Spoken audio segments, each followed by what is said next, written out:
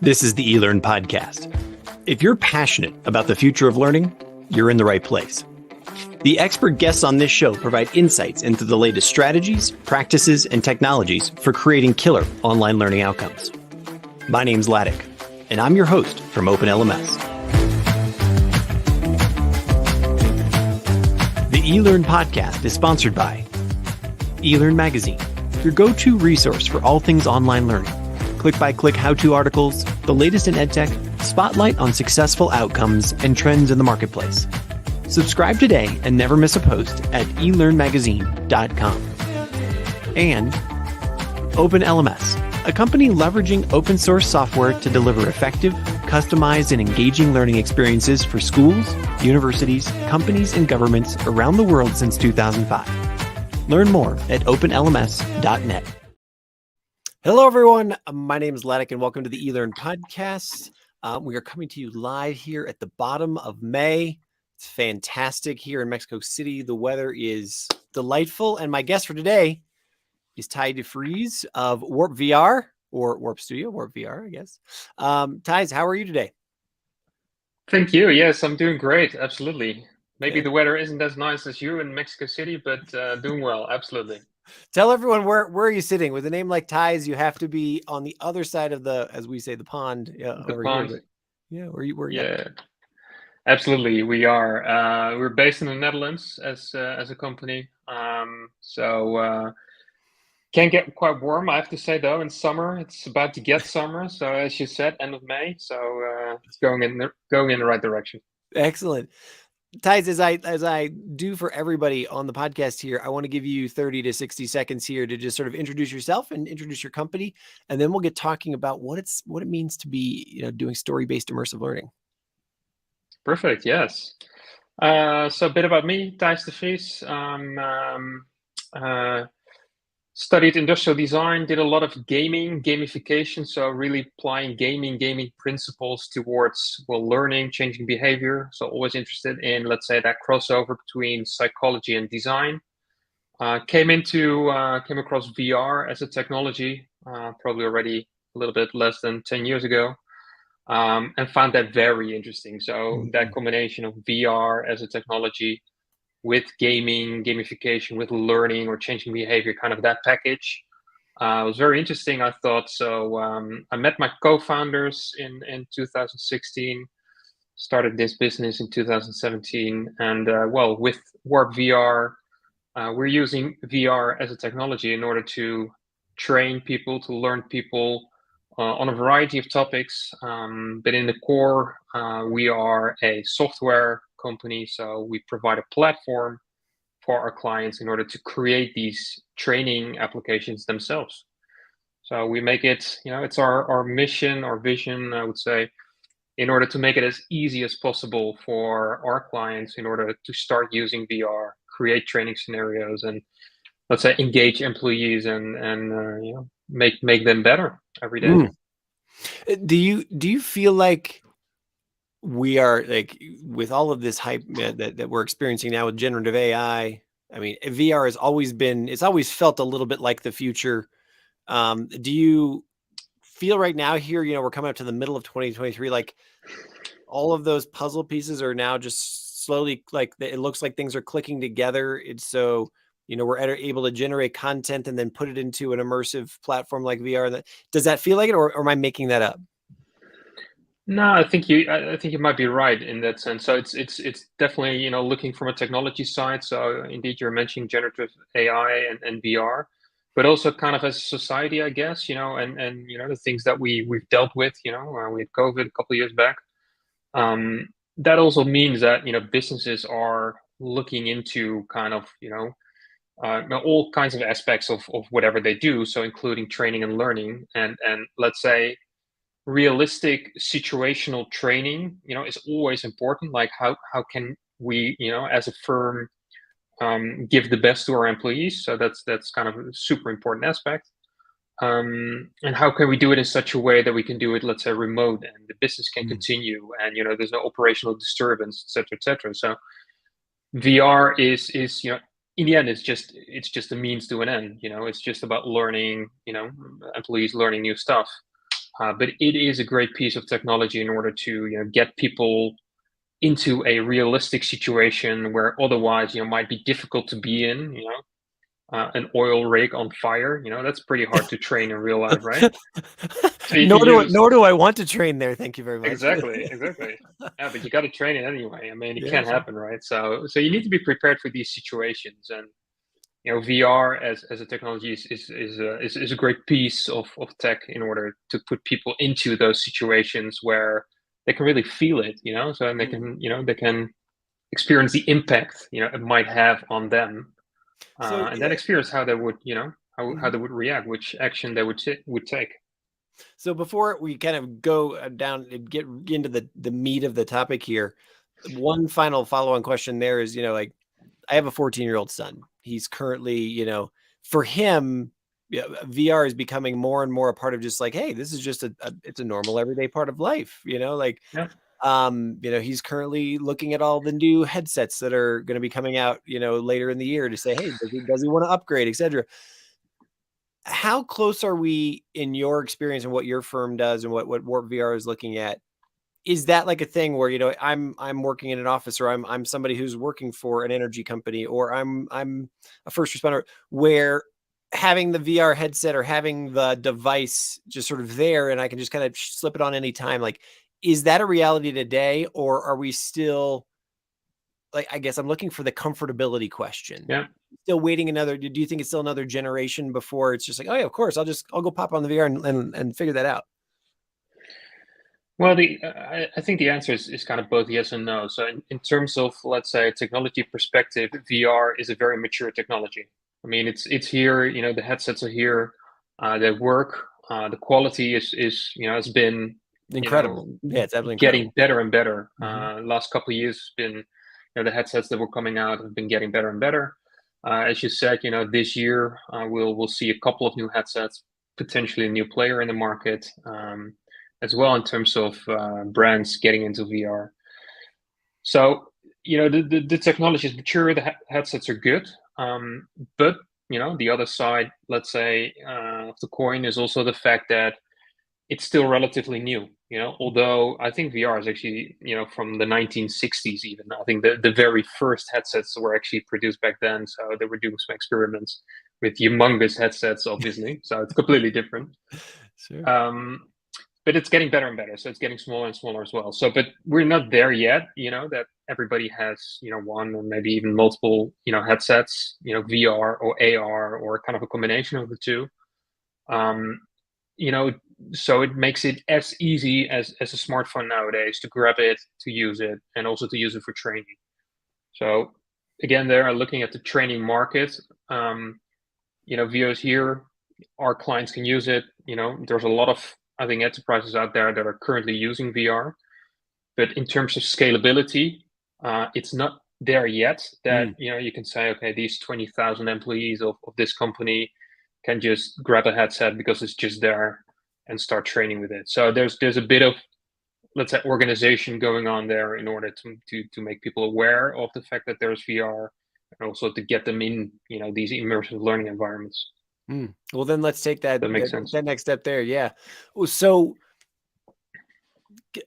define for me, when you are talking with either a potential client or a learner or whomever, what defines immersive learning for you? Like, you believe, at what point have we crossed over into say, okay, this is an immersive experience? Because I think for many people, you put on Fortnite right now, and it's just, you see our kids gaming and say, wow, that's pretty immersive. Like they don't listen to me when I talk to them and tell them to come to dinner. So Exactly. when do we move into immersive experience?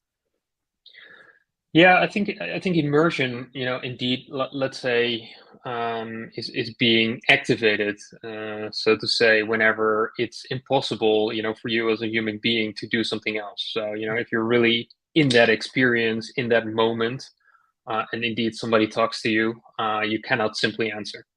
And this happens with VR very quickly. I think you can get immersed through, let's say, maybe a good book as well, or a movie, which really attracts your attention.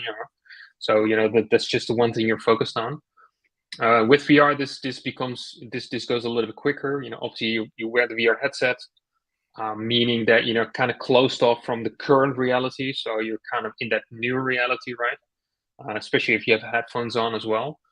So the thing that we're, as a company also really looking at, where we're trying to help our clients, is also to bring employees, quickly in that immersion, by using, let's say, storytelling and emotion, because immersion is also making sure that you're connected to the story, connected to the experience. And that really happens when you can see yourself in that experience. So, and especially with training. So let's say if you have to do a safety procedure, it becomes so much more powerful when you're the one taking the shots, when you're the one that has to make the decisions. And then when something happens that you don't want to happen, or something bad happens, or some high impact event, you're way more likely to feel responsible for that, and therefore way more likely to feel some sort of emotion, anxiety, stress. It could also be joy. I mean, something good could happen as well. And then probably you will connect the procedure or whatever it is you need to learn, to that emotion, making it way easier to bring it back once, that would really happen in real life. So that immersion, that component is crucial, let's say, for learning and training. I think this is also one of the reasons why there's been tons of research about VR, why, let's say, the outcomes of these research papers have been, pretty, let's say, positive about VR, because it's really a knowledge magnet almost, as a technology, in order to try to remember procedures, to remember, things, whatever is happening in that experience. Yeah, I've seen some of that research, and we've had other guests on the show that have purported the idea that the human brain actually records the experience as a real memory, right? It's as if you were actually experiencing it. And so do you have any amazing facts about knowledge retention, or better outcomes or learning results that you share with clients, or anything like that, about the 5x results, 40x results, those kinds of things? Yeah, absolutely. I think there's been multiple clients who did, research in some form, either way, with a small group of employees or a bigger group, and the outcomes are always positive. So, we help clients with that research as well. So indeed, it's about knowledge retention. So there was a research done by the Academic Medical Center Amsterdam, about the retention of doing, let's say, a CPR procedure.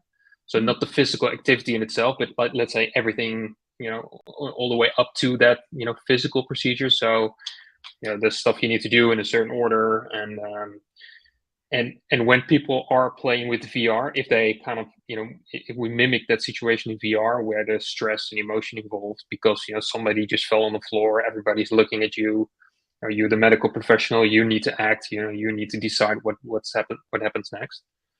And they were comparing this actually to a movie about that same procedure, but then a linear movie you would just watch, let's say, on a desktop, and then these people needed to answer the same questions, whether they did the movie or the VR.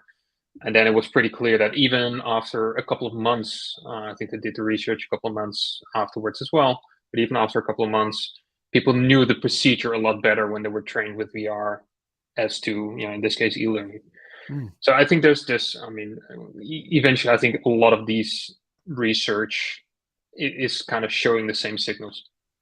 So, there's probably some truth to it, I would say. Eventually, it's definitely also important to have the content right.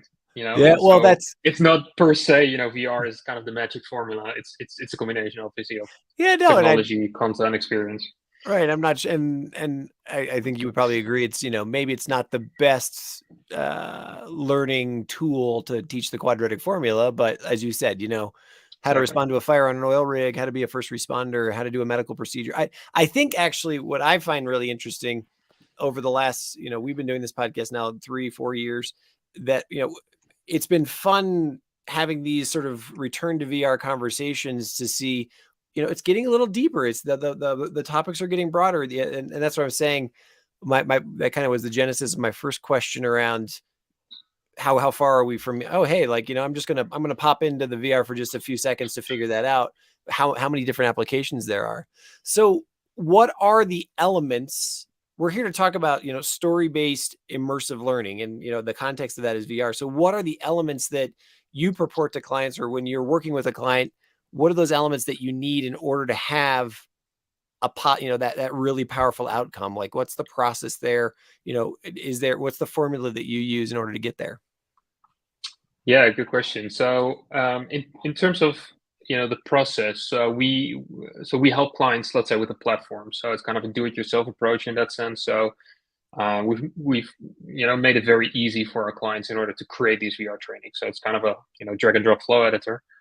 The process, however, is, let's say, I would almost say, let's say, slightly different than maybe other VR creators. And we're kind of borrowing quite a bit from, let's say, Hollywood, at least the movie industry.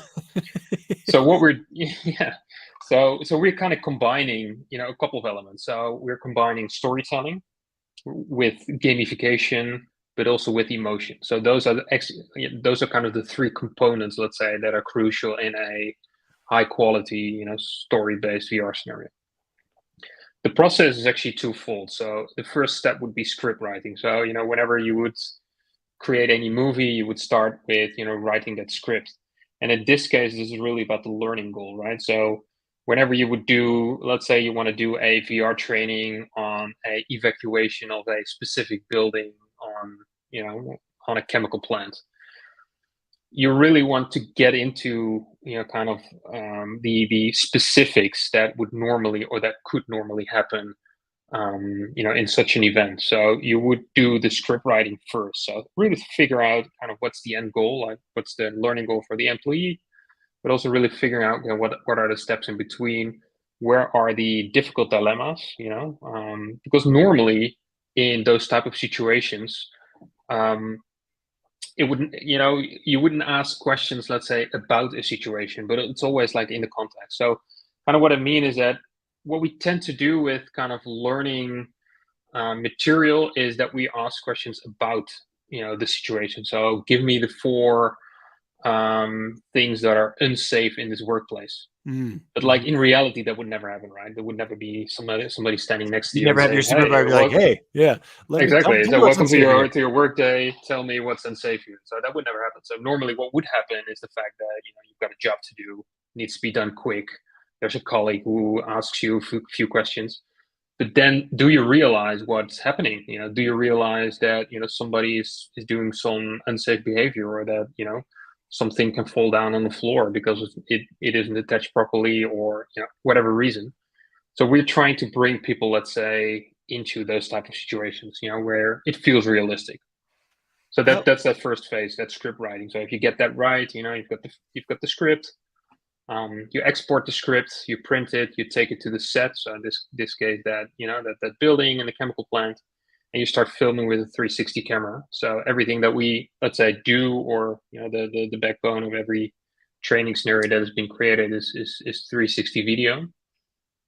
Cameras currently out there, also in terms of technology, that's easy to buy. I mean, there's consumer cameras, 360 consumer cameras, which are really good nowadays.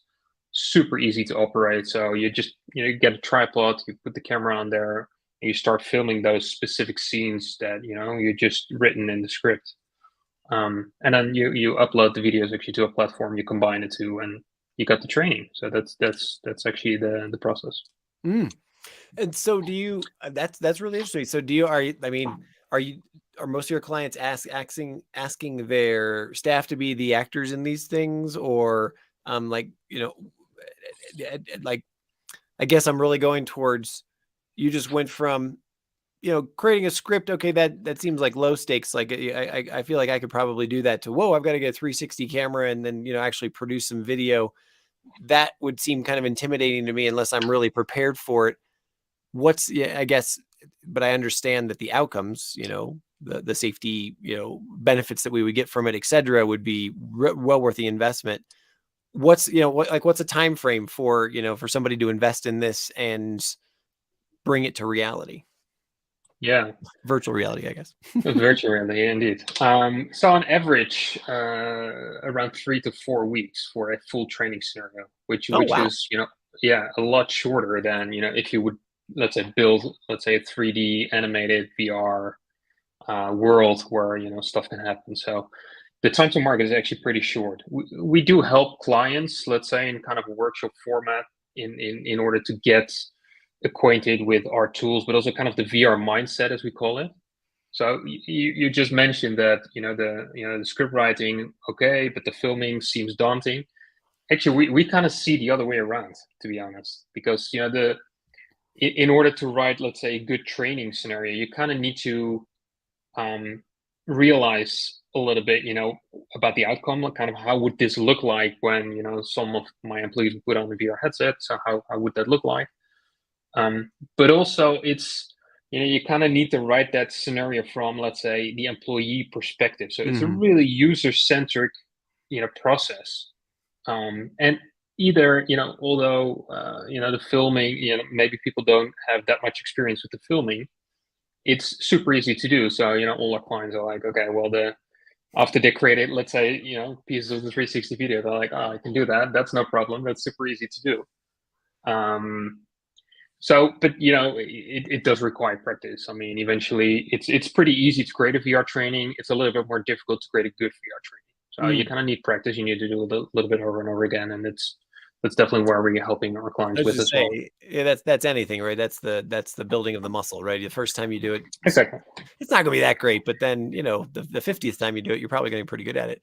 When you're just thinking about the script more, are most of your clients coming to this process with sort of, hey, this happened in the past and we need to make sure it doesn't happen again? Or is it hey, here's 15 scenarios that we think could happen and we'd like to prevent them from happening ever? Or is it somewhere in between? Am I just making that up? Well, it's a good question. I had to laugh because we definitely had a client, who specifically mentioned, hey, this and this happened, cannot ever happen again. So, we're trying to do this with, other types of training, but we want to do it in VR. So, you can specifically mimic that situation. So that does happen. But I think what happens in most cases actually is that VR is a replacement for training that is already there. It's not that often like, let's say, new type of training. So it often replaces e-learning, obviously, but it can also replace, let's say, classroom or more on-the-job training. So there's already something in place. It doesn't work properly. Employees are maybe not engaged. They think it's boring, whatever reason, and most often this is actually bottom up. So either way, some employee or maybe an L&D instructor, maybe L&D manager, tells their director of training or a CHRO, we need to do something with VR because this and this topic, they don't work very well in the current forms of training that we have. And I've been looking at VR. It seems interesting. Why not give it a shot? And let's see if we can do this, health and safety training in VR instead of in a different way. What about I guess I want to go to the place of like, what are the different applications that you've seen? I think it's a no-brainer for anybody to say, okay, health and safety, emergency response, critical, medical situation. That seems like pretty realistic, or disaster response of some kind. Those all seem pretty realistic. What other types of applications? Because I'm even going into like now in my head, like, could sales is sales training a part of this now, especially with again going back to AI and whatnot, where you could put an avatar in there where you're kind of interacting. It feels like you're in an office, or you feels like you're in a sales situation. Like what are the typical ones you're still seeing in terms of topics, and then what do you think is on the horizon to become more and more popular? Yeah, definitely. So as you said, like let's say the health and safety related topics are the first one you think about. So very often these are the first topics our clients or new clients are coming to us as well. So evacuation, fire drills, safety procedures, CPR, stuff like that, which makes sense, obviously. We see, let's say, that's kind of how we define it. We see two different categories. We see quite a bit. One is soft skills. So you already mentioned the sales training. So communication training in VR works very well. So if you put on a VR headset, somebody is standing, let's say 1 meter in front of you, and they talk to you. Maybe they're angry. maybe they want to give you feedback, maybe want to give you a compliment, whatever. You can practice those conversational skills, right? So soft skills is definitely a big one. So we see sales training, we see leadership training, managing teams even, but also public speaking, for instance. So there's a couple of, let's say, conversational training, soft skills that you could practice in VR. Fantastic. And then the third category that we're seeing, we're calling it onboarding. So there's a lot of VR training currently being created, which I think is one of the most easiest categories actually to start with. In terms of new employees or employees who are moving from one department to another, but also VR training in order to explain kind of a building or a factory, but also to explain a culture. Like, what's the company culture here? Maybe the CEO, is talking in that VR experience towards the new employees in order to tell them, why this company is so great or what product they built. And we've also seen, I think, we've seen onboarding training as well, where they were in the training experiencing the product that that company was selling. Because if you work on in the office on, I don't know, the 10th floor, but there is some factory somewhere else where they're producing I don't know what, it would be a good experience to get actually a tour around the factory, although you work at the office. So you kind of understand, what product are we making as a company, what product are we selling as a company, in order to get that, get a feel for, whatever this that company does. So kind of getting into that experience in terms of onboarding, that works as well. Okay, fantastic. I think a question I need to ask here is, how do people screw this up? Like you are a company for a reason. You've got a platform. You said that you even help clients through things, and that's a portion of your services as well. Like, is it just being intimidated by the process? Is it not writing a good script? Is it, I don't want to put the words in your mouth. Like, what are the challenges to building VR, or what are the challenges to, like, I'm trying to figure out, how do you create immersive learning that basically fails? That fails.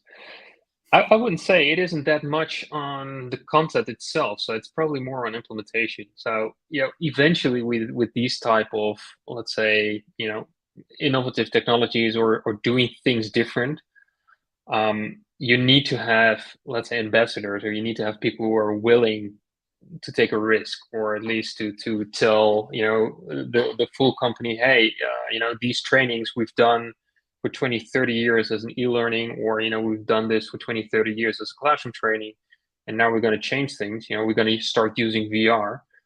Obviously that's a risk for any L&D manager, let's say, who was seeing this as a potential, but it's still difficult to change people, right? So eventually the implementation can be underestimated.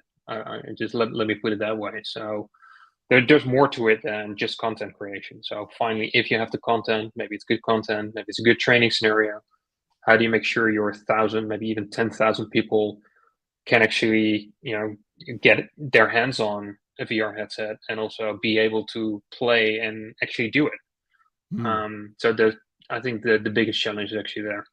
Okay. So then take me there. How do I, if I'm listening to the podcast right now, maybe break out a couple of scenarios for me? If I'm a small company or a small educational institution to a large corporation, do we all have the same, how do I get started with this? Do we all have the same path that we should go through, or the same recommendation, or is there different things for different size companies? Or yeah, I think there are a couple of different scenarios. So I think the most used scenario would be shared devices, shared VR headsets. So they would purchase, let's say, 100 headsets, another 1,000 or not, thousands. They put them in the VR learning room, which is often created. So kind of a dedicated space in headquarters. They put the VR headsets there, and you can just go there, grab a headset, and start playing. So that's, let's say, one scenario. What we also see is kind of a classroom-based setting for VR. So it's scheduled. 20 people in a classroom, 20 headsets in a classroom. There is, let's say, an introduction. So somebody also kind of talks about VR, what the benefits are, the fact that, the company is trying to do VR right now. So kind of to ease it in. people do the VR training itself, but there's also, let's say, debriefing. So people talk about the experience. Hey, what did you just see? Oh, what did you just see? Why did you choose left in this evacuation training where you should go right? You could even get the data, on a big screen saying, you can see 60% went left, 40% went right. Let's discuss. And there's obviously, a lot of learning transfer in that discussion as well.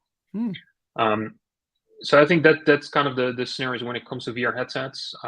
We also support playing on smartphones, tablets, even on desktops. And we also see that, that's at least a lot easier in terms of scalability. It's definitely not always that immersive. The immersion is also not required, let's say, for all training topics. So if you have like an onboarding training, could very well be done on smartphone, meaning that you would just hold the smartphone in your hand and you look around, and then you can see the exact same training. So that happens as well, or the combination. So starting on smartphone, then grabbing a VR headset, continuing playing on VR headset, going back to the smartphone. So there's kind of a choice of device. So we try to offer that flexibility as well to our clients. So then that sparks a question in me. Do you also do what they would call augmented reality, where, you're actually taking part in the real world, but you're imposing virtual aspects to it, or is that part of your platform? No, we don't. So kind of what we're really good at is transitioning people from, their office chair where they're in towards, let's say, completely different surroundings. Right? Come on, just say it, to the Starship Enterprise. I just want to have everybody exactly in the Starship Enterprise. Yeah, but then like a joint experience, right, with everybody in VR. And so that's the idea, right? So and would it like people. would you were like that classroom experience, and let's just say there's that scenario, I guess I've just been making the assumption this entire time, like I'm doing this on my own, and then whatever actors are there in the in the world with me are avatars of some kind, and I'm going through the scenario. Are there other places where, like I've got a cohort of 20, the other employees that I'm working with, where we're all in the same room and we're all making decisions together? Is that also a part of this? It could be. It's not something that we offer yet, although we've had this request multiple times. So we're definitely going into that direction as well, to see training also more as a collaboration. Where you can discuss during the training and then kind of decide kind of the best way forward. So I think that could be very interesting to do. I think there's currently already a lot of, also during COVID, obviously, but a lot of Zoom calls, Google Meet calls, Teams, where they would, discuss training as well in kind of a collaborative setting. So I think VR is definitely very suited for that as well. So definitely, but we also see that the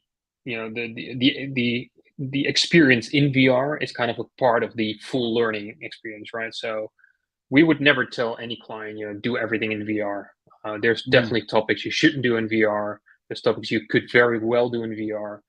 But it's also about kind of how do you implement. It's also how do you make sure that people can connect with each other on what they experience. How can they practice also in real life? And that's also, let's say, a little bit of a cultural change, which may be good to add as well. So part of applying gamification principles in any training is the fact that you're allowed to make mistakes, right? So in whatever game you're playing, whenever you're doing a mistake, it's not the end of the story. You just replay the level, which should definitely be the same in learning and training as well. And at some level, it should be the same in a full company culture. So having the right company culture will also help in making sure that employees are, wanting to embrace these type of technologies and wanting to embrace these, kind of new learning innovations. So that makes sense. Yeah, it totally does. And I love how we could transition into another half hour about learning design and culture. But on that note, the question I always end these interviews with is, what are you seeing? I mean, I guess I maybe inadvertently pulled one of those things out for the future of cohort-based learning within VR.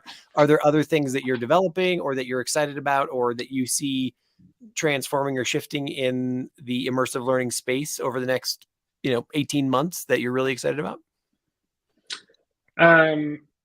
Yeah, well, definitely. We are, we're working on a lot of things. So, for one, for us, it's really important to make it as easy as possible to start with VR training. So, a lot of the effort that we're putting into the platform, but also all the other resources that we have is on, how can we help clients even better on creating VR training?